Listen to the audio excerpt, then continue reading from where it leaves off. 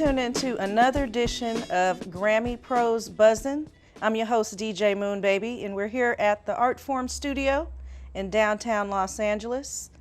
And I'm very excited about today's guest, and he goes by the name of Kamasi Washington. Yeah. Musician extraordinaire. Oh, thank you. Saxophone player. Bad beep, you know, say that. No, but congratulations on the epic. Oh, thank you. It is an epic piece of work. Oh, wow. And I'm so glad it fell into my hands personally. You know, jazz is one of my favorite artistries in music, especially the time and eras of the Miles and John Coltrane. And I've heard, you know, there's been some comparisons to you following in those footsteps in today's world, which is really unheard of because we went through this smooth jazz era. You know, a lot of that, which I've always reverted back to the roots of jazz for me personally. And I'm just glad you did this album. So the inspiration behind the epic, this is really epic because it's 3 discs, which is crazy in today's world. Like, people are putting out singles, EPs, the art of an album, and you know, the thread of an album is really kind of a lost art these days because people are working with so many different producers. But you went in and did a full body of work. Just tell us a little bit of the background. The concept musically happened a long time ago. I was meeting with a mentor of mine. He's actually on the wall, Gerald Wilson. He heard a band that I had. It was a double rhythm section, and the keyboard player was playing these strings, and he was like, "Man, you should put some orchestra stuff behind that band." And that thought just kind of stayed in my head. That was like 2005, really. And then when Flying Lotus asked me to do a record in 2010, and he basically just gave me free reign to do whatever I wanted. It's like that thought immediately came back to my head. We all played with a lot of different people, and so we've always been kind of spread out, but we always came back together to play with each other. Mm-hmm. So we kind of decided for a month just to commit to each other and just record each other's music. So for a whole month, we just didn't do anything else but record. We booked out a studio, and like literally from like 10, 11 o'clock in the morning till 2 or 3 o'clock in the morning every day, we were recording music. And we ended up with 8 projects, like 190 songs, What? like 3 terabytes worth of music. It was like a crazy amount of music. 190 songs? It was 190 songs. We were like, it was like a slave ship. We were not a slave ship, we were like a sweatshop. Okay. It was like a sweatshop. We were in there making music for, hours upon hours. Hours upon hours. So this was a month span that this 3-disc album was recorded, and pretty much you picked out the tracks out of the 190? All these guys, we all made records. So my records is just the first one to come out. Okay. So I walked away with 45 songs to pick from, like of my own music. And I was able to kind of reduce it down to 17 that were really like exactly the way I wanted them to be. Mm-hmm. That's when I started writing the string and choir parts. And in that process, I started having this weird kind of dream fantasy thing that had this story that kind of got me sidetracked from finishing the album. So I was like forcing myself to have this dream, and like, I don't know, it was like I was writing the story out, and by the end I had this whole story that went along with all the songs from the album. So at that point, Brainfeeder and Flying Lotus, they thought I was gonna reduce it down to like a 1-disc thing. Little did they know. Yeah, so I go back to see him, and he's like, "Okay, so what's the album gonna be?" And I'm like, "Well, it's gonna be all those songs. It's be a triple disc." And I told him the story, and he was like, you know, he's like me, he's kind of into fantasy and stuff like that. So he was just like tripping off the story. He's like, "All right, let's do it." So what exactly was this dream? Like, what was the epic? Like, you know, it kind of mirrored our lives in a kind of very like abstract way. And the dream started off, it was on the song "Change of the Guard." There's a guy who was guarding this gate. So there was a village at the bottom of the hill.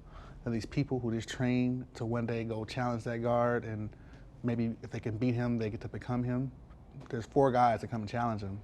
And like the first one's really fast, but he beats him anyway. The second one is really strong, but he beats him anyway. The third one is really strong and really fast, but he beats him anyway. And the 4th one, he challenges him, and he sees where he can beat him. The guard sees where he can beat this young man, but he decides that something special about this guy, mm-hmm. and he's gonna let him win because he's tired and he wants to move on anyway.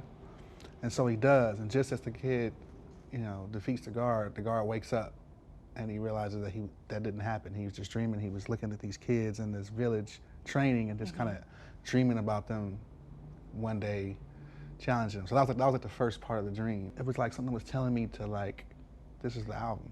And I was just like, well, when I tell people the whole story, it takes about an hour to tell someone the whole story. You have a couple minutes. Yeah. They always go like, wow, you dreamed that? And I was like, yeah, that's what made me go like, okay, I have to do this. It has to be a triple album. I was like, I was ready to go the distance with Lotus, but it was like immediate. You know, he immediately was like, yeah, you're right, we should do the triple album. So you have the pleasure of working with so many amazing artists, and this year you've been able to work with another artist that has a lot of critical acclaim to a project called To Pimp A Butterfly, and he goes by the name of Kendrick Lamar. So what was your involvement with production on that particular record? Well, Terrace Martin brought me in originally to basically score that final skit at the end of Mortal Man, where Kendrick is interviewing Tupac. And that led to me doing stringing and kind of like some woodwind wind parts for about 3 or 4 other songs. People go crazy over that skit with I Tupac. went crazy over that skit. I had goosebumps because they didn't tell me what I was going to be doing. So I came in and they were like, yeah, we want you to write to something. I was like, okay, cool. So they sent me down and he says that whole beautiful poem. I'm like, oh, this is great. Yeah, I can definitely do something on this. Right. And then Tupac comes in. I'm like, so he's alive? Right. You know Where'd this come from? Like, is he back? Yeah, it was really secretive too. It was like, you know. It was. We didn't even know it was coming out. Oh man, it was like you had to show your ID when you got to the studio, and it was like a big deal, you know. Beyond his talent musically, I think Kendrick's vision to be able to see the value and the musicians around him was really profound, actually. Well, you guys put an amazing project together. To Pimp A Butterfly, that's going to be historical in time for sure. That's definitely on the top of my classics list. So I can't even imagine what's to come from you guys because you're only getting started with that. But you've also worked with another legend, George Duke. You're able to work with him. What was that experience like? It was amazing. George is like someone who can do anything. That's what it feels like when you work with George Duke. He changed parts from the, you know what I mean, from the booth without no piano, just, oh yeah, you should go E flat, D, C sharp, B flat. Like, okay, George. It'd be like a fast little moving line or something like that. To be so far out, he had his ear so low to the ground. Like he knew all about Lotus and Thundercat and all of us. Really? And, so he knew about everything? Yeah, he knew about everything that was happening, and it was like, you know, like when we were recording, he came down. You know, he came down and recorded on Ronald Bruner's record. You know, we were in this little studio, like no bells and whistles. So here comes George Duke. I think he ran into Tony Austin's car. Hilarious. He came in. But he came in and like, you know, he played, we had these broken up little, we had a Moog in there that only would work for like 10 seconds at a time. And so he recorded the whole album 10 seconds at a time, a whole song, 10 seconds at a time. We had to stop. And then he do his magic to the Moog again. None of us could get it to work. But he got it to work for 10 seconds at a time. He had the magic touch. Yeah, he was just like really, and just a beautiful spirit. I have his picture on my wall in my office. I've never had the pleasure of meeting him, but I know he's definitely one of the greats. So. Oh yeah, absolutely. So you also studied music. You went to UCLA and studied ethnomusicology, which was something I wanted to study, but my university didn't offer that. So you studied music, social culture of music. How do you feel that influenced your music today? When I got to UCLA, it just opened my mind to the possibilities of what music can be. It just really showed me that music is a human trait, just like language is almost, you know. It's something that is necessary and a part of our lives in a way that we don't always realize, but like, it actually had a profound effect on me musically. It was very important, right? Yeah, very, very important. It's good your parents pushed you. Yeah, So absolutely. you ended up picking up your sax off your dad's piano and playing a song, I read, Oh, something yeah, at a very young age, one of your favorite jazz songs. I mean, I started playing music on drums. That's how me and Ronald Bruner got to know each other. And then when I was about 9, my dad gave me a clarinet. I wanted to play saxophone, but he was a woodwind player from the 70s, and like back in the day, you had to, if you're gonna be a saxophone player, you had to play saxophone, flute, clarinet, maybe even oboe. So saxophone was kind of the easiest of the woodwinds. So he made me start on clarinet. So I was playing clarinet, but I was already into jazz, so I was like trying to learn Charlie Parker tunes, and like I was really into the Jazz Messengers. And though clarinet and saxophone are similar, they're not the same. There's a break on the clarinet that's not on the saxophone that is really, really hard. It's weird when you're young, at least. So it was hard for me to play a lot of this stuff. So one day he had a rehearsal, and his friends were all over, and like he left his saxophone out, and they were out. They finished rehearsal, and they were just kind of hanging out. I was like, man, I'm gonna play this saxophone today, you know? And I grabbed it, and it was this Wayne Shorter song called "Sleep and Dance or Sleep On." It was my favorite song at the point, and I didn't even really know what notes I was playing, but I could play the melody, melody. to that song. So I ran out, I was like, so look, I can already play this saxophone, it's too late. And then he was kind of impressed that I figured out how to play that song. That easily. That fast and that easily. And so he kind of took me seriously, and like right after that, he took me to my uncle's church, and I started playing saxophone at the church. The next, I don't know, like 2 or 3 days later, I still didn't know the notes. Wow. And he was just like, you know, he kind of pushed me in. I kind of jumped in head first. So that's amazing. Well, we're glad you picked it up. Yeah. And please keep making wonderful music. And you're going on tour this summer, right? It's a different experience seeing this live. I don't even know what's going to happen. You know, like when we did that show at the Regent. That's the best. Improv too. It's like they listen to me, they respect me, they love me, but I don't have any control over what those dudes are going to do at any given moment. Just follow your lead, pretty much.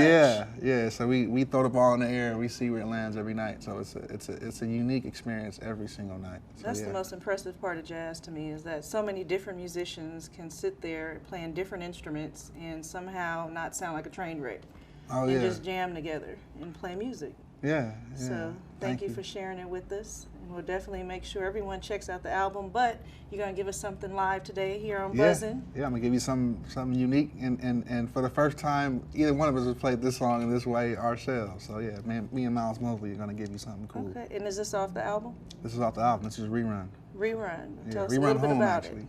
Rerun was like the connection between Afro-Brazilian music and African American music. It was part like the dance, like the way they the way they do the samba dance. Like, I don't know if you ever seen Black Orpheus, but you see the way he dances on that movie, and then you see the way Rerun dances. I just saw a connection there. And then Rerun Home, I just wanted to do like the African version of that, which is also they dance in a kind of similar way. So it was all kind of like this dance, kind of like connection, rhythmic, cultural, biological history, kind of like, you know, I don't know how we get it from them, even though we didn't, you know what I mean? It was something, I had a connection to that music before I even heard it.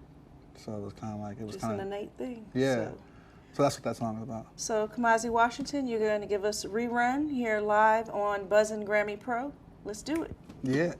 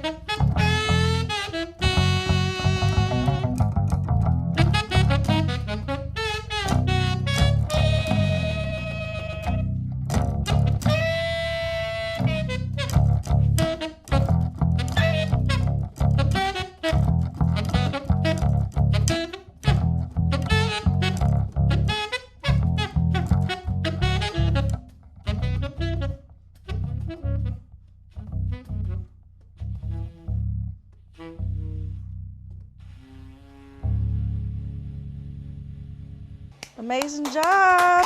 Kamasi Washington on sax and Miles Mosley on bass. And I channeled my inner Rerun, so thank you. Make sure you check out the new album, The Epic. It is now available, a 3-disc trilogy of sorts.